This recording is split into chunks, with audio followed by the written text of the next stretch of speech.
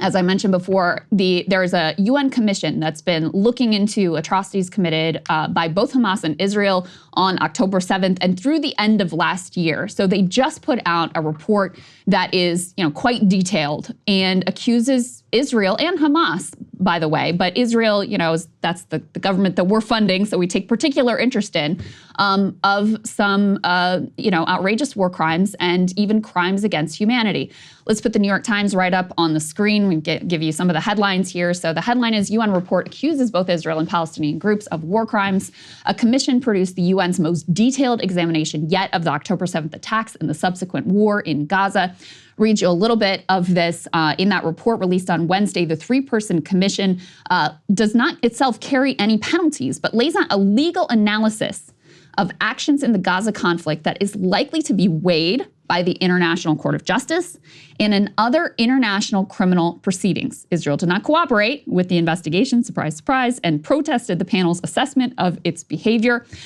Some of the details here in terms of the Israeli side, they say during their months-long campaign in Gaza to oust Hamas, they have committed war crimes like the use of starvation as a weapon of war through a total siege of Gaza.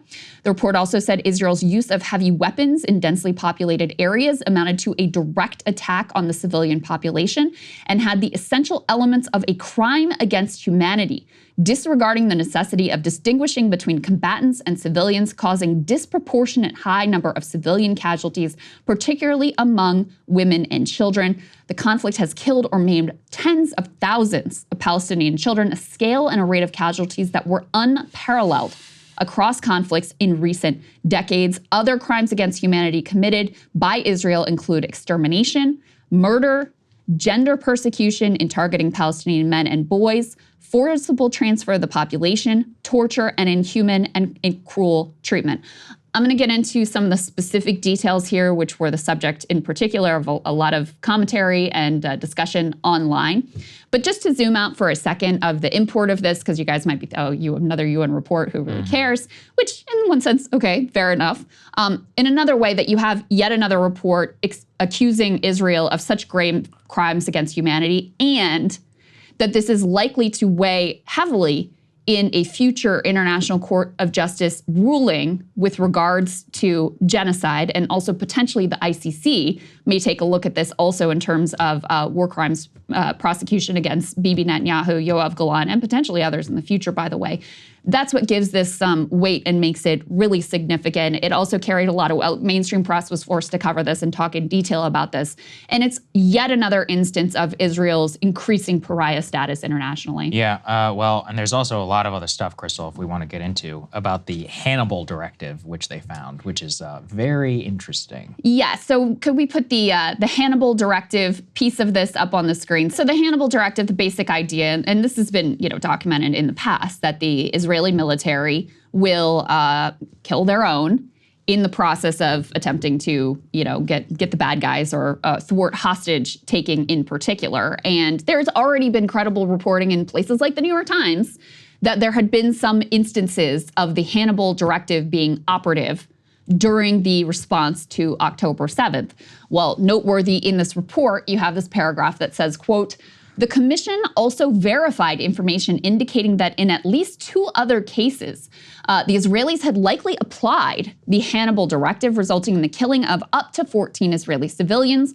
One woman was killed by ISF helicopter fire while being abducted from near Oz to Gaza by militants. In another case, the commission found that Israeli tank fire killed some or all of the 13 civilian hostages held in a house that's in that kibbutz in Be'eri." That was the instance that I think has been most documented and basically admitted to by the Israelis who were involved in that operation, and witnesses, survivors had also testified to that as well, but still noteworthy to see this confirmed in this report. Oh, absolutely. I mean, this is not only has it been, this has been something that's been danced around previously, but it's important also just to underscore. Remember, there were some revisions about the death toll on October 7th, and it does still remain questions about specifically the Nova Music Festival. Yeah. To have a confirmation, or at least supposed confirmation here by the United Nations, nothing. Yes, and they looked into the Nova Music Festival piece as well, and they weren't able to come to a conclusion there over over whether the Hannibal Directive was also operative at the Nova Music Festival, so they left that question open at this time.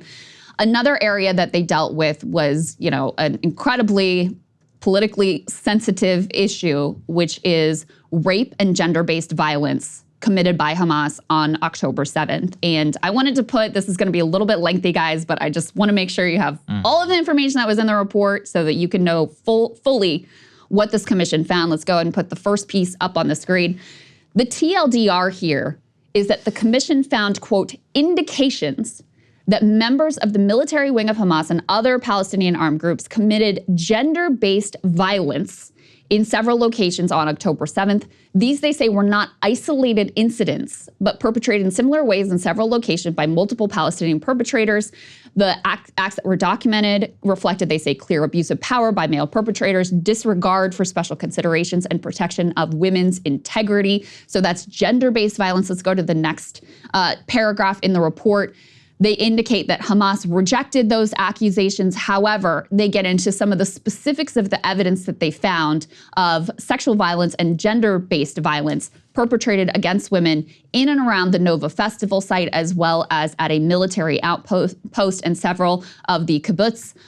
They say they collected and preserved digital evidence, including images of victims' bodies, displaying indications of sexual violence, a pattern corroborated by independent testimonies from witnesses.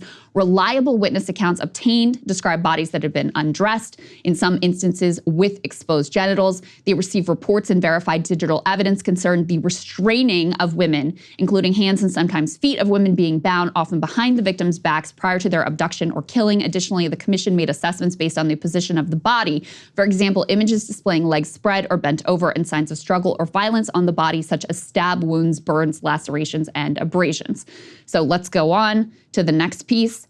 They say, however, that they looked at testimonies obtained by journalists and Israeli police concerning rape specifically, so as distinct from general gender-based violence or general sexual violence, but they were not able to independently verify those rape allegations due to lack of access to victims, witnesses in crime scenes, and obstruction of investigation by Israeli authorities. Commission was unable to review the unedited version of such testimonies for the same reasons. The commission was also unable to verify reports of sexualized torture and genital mutilation. Additionally, the commission found some specific allegations to be false, inaccurate, or contradictory with other evidence or statements, and discounted these from its assessment. So this is consistent with the Times of London piece that I did a monologue on earlier this week, which is effectively, in terms of rape, and specifically, there's another piece that speaks to this, rape being used systematically as a weapon of war with top-down instructions from, military commanders to use rape as a weapon of war. There is no evidence at this point, no testimony, no forensic evidence to back up those claims. We have one more piece that speaks to this specifically. They say that the commission identified patterns indicative of sexual violence in several locations. The attack on October 7th, they say, enabled perpetrators to commit sexual and gender-based violence, and this violence was not isolated. But they say they did not find credible evidence that militants received orders to commit sexual violence, and so was unable to make conclusions on this issue. However, they say inflammatory language, disbelief observed with both parties, were silencing and discrediting survivors, further exacerbating trauma and stigmatization. So I know this was a lot to go through, but I just wanted to give all the details of what the commission report found, what they documented, what they claimed, and gives a little bit of a fuller picture of what we know at this point of what happened October 7th, which is they found indications of gender-based violence, of sexual violence. They were able to falsify some of the journalist tellings, some of the news accounts of specific rapes. They were not able to find evidence of specific rapes. The Israeli government continues not to cooperate. And they found no indications that this was used systematically as a weapon of war with top-down instructions, which again is consistent with prior reporting. Take it for what you will. Call it tedious if you want. Go ask any normie Israel supporter out there, and they're going to bring up rape and the babies every single time. So if you think this stuff doesn't matter, it's kind of like going back in 2005 and be like, does it really matter that we didn't find WMD in Iraq? And it's like, no, yeah, it actually really does matter, because the initial justifications for the eventual fallout, they matter a lot. And that one of the very effective tactics that the Bush administration, war supporters, and all those people did is they moved past all of their lies and started architecting new ones instead of actually reconciling with what really happened. We didn't get a full accounting until what, 2010, basically, of like what really went down in those initial years. And by that time, the damage was done. Yeah. So I say, don't ever forget. It's kind of like 9/11. Do the details of 9/11 still matter? In some sense, no. In others, we just learned 2 weeks ago that the Saudi government had even more to do with, funding the hijackers than we knew at the time, and it was totally covered up. I would say it does matter. It matters both the historical record and for future U.S. policy. Well, and it also matters because the Israeli government really used this as a center of their push to justify barbarism. Not just them, us too. Oh, absolutely. I mean, Joe Biden, I showed the clip of him lying about, I saw the photographs. Well, no, you didn't, because those photographs didn't exist. Yes. So that's why your word tedious is correct. I also find it somewhat tedious, but I want to make sure that we're really clear about what we know actually happened on that day, what the evidence supports, what it doesn't support. There was one last piece that I wanted to put up here because this looked both at Israeli actions and Palestinian actions, crimes committed against Israelis and against Palestinians. There was quite a significant section about gender-based and sexual violence committed against Palestinians. We can put this up on the screen. This was a portion of it. They say that the frequency, prevalence, and severity of sexual and gender-based crimes perpetrated against Palestinians since October 7th across the OPT indicate that specific forms of this type of violence are part of Israeli operating procedures. Palestinian men and boys experience specific persecutory acts intended to punish them in retaliation for the crimes committed on October 7th. The way in which these acts were committed, including their filming and photographing in conjunction with similar cases documented in several locations, leads the commission to conclude that forced public stripping and nudity and other related types of abuse were either ordered or condoned by Israeli authorities. So they're suggesting that there may have been operating orders to humiliate Palestinian men and boys in particular, and perpetrate sexual violence, gender-based violence against Palestinian men and boys in a systematic way post-October 7th to quote-unquote get revenge for the crimes that were committed on that day. And there's quite a bit of detail in the report about some of the acts that have been reported, which again, consistent with prior reporting. We had report from previous UN reports. We also just had the New York Times documenting torture and abuse against Palestinian prisoners who've been taken by the Israelis, including multiple reports of hot electric rod being used to sodomize multiple Palestinian men. So,